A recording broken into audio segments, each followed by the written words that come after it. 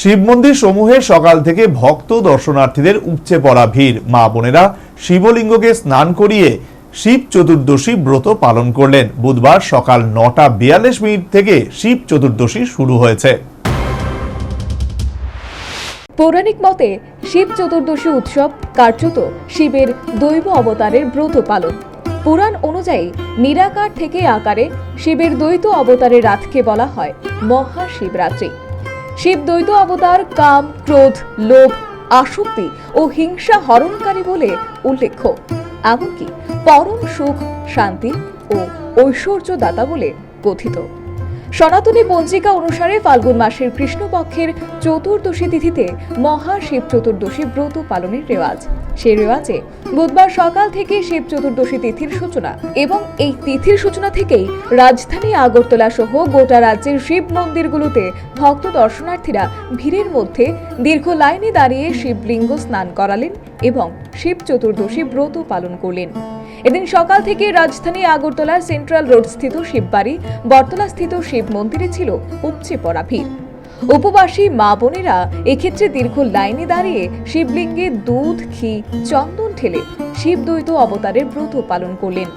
বুধবার সকাল 9:42 শিব চতুর্দশী তিথির সূচনা বলে জানালেন সেন্ট্রাল রোড স্থিত শিব মন্দিরের পুরোহিত তপন চক্রবর্তী। আজ মহাশিবরাত্রি সকাল 9:42 থেকে চতুর্দশী শুরু হয়েছে। সেটা চলবে কালকে সকাল 8:30 অবধি। সকালে প্রথমে চতুর্দশী লাগার পরে বাবার চতুর্দশীর বিশেষ পূজা সম্পন্ন হয়েছে। সন্ধ্যাবেলায় 7টার সময় আরতি হবে। তারপরে আবার কালকে রাত্রিবেলা মন্দির কিছুক্ষণের জন্য বন্ধ থাকবে। আবার ভোর 4টের সময় মন্দির খুলে দেওয়া হবে ভক্তদের জন্য।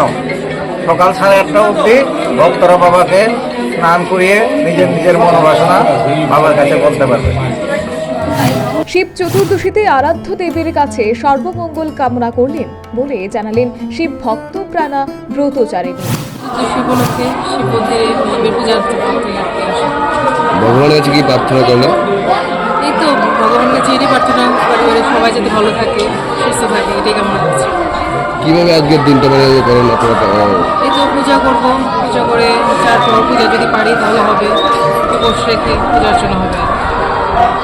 তবে শুধু মা বোনেরাই নয়, এদিন ভক্তপ্রাণ ছেলে পুরুষরাও শিব পুজো করলেন।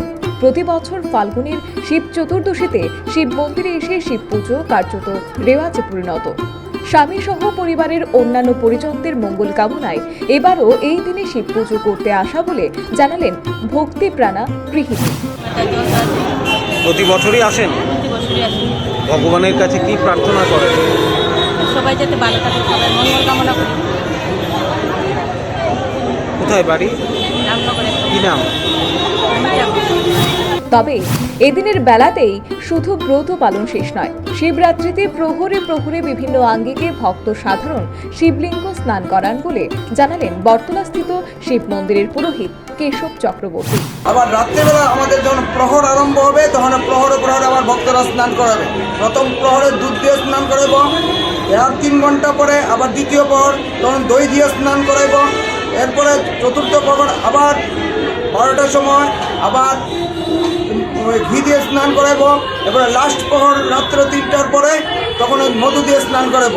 পরদিন আবার চতুর্দশী সারলে পরে পূর্বাহ্নের মধ্যে তাদের ব্রত পালন। কার্যত বুধবার গোটা দিন শিব ভক্ত সাধারণ শিবলিঙ্গে দুধ, মধু, ঘি ঢেলে স্নান করিয়ে পুজো দিলেন।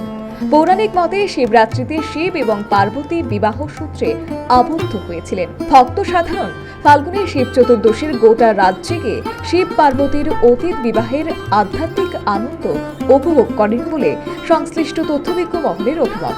সর্বোপরি বুধবার সকাল 9:42 থেকে শিব চতুর্দশী তিথি শুরু এবং তিথি শুরুর সাথে সাথে শিব ভক্ত নারী পুরুষ নির্বিশেষে শিব চতুর্দশী ব্রত পালন করলেন।